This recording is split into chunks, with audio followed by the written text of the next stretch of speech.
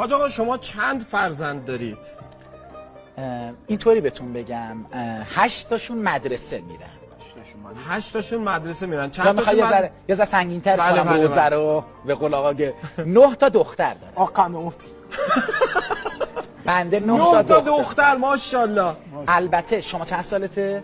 ما 34 سالیم. من 34 سالم که بود آج آقا نهمین بچم دنیا اومد. ماشاءالله ماشاءالله. ببینید بنده 15 سالم که تموم شد خدا یه دختر به من داد. الان دخترم 25 سالشه 5 تا بچه داره.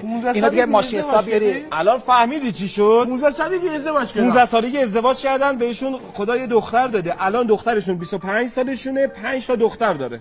آقا قندم نیفتید اصلا. نه دیگه قندت بیشتر. حاج آقا چند تا پسر؟ ببین من 14 تا بچه دارم. ماشاءالله 14 تا فرزند. عزیزان پدر حلاله خانواده. حالا عزیزان بینندان اولا نترسن. من یه شبهه‌ای رو خدمتتون بگم. یزدی البته ما رو میشناسن. من یه زن دارم بله. خدا یه زن به ما داده.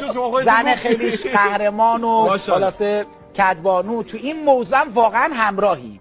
حالا اون یزدیایی که خونمون اومدن میدونن.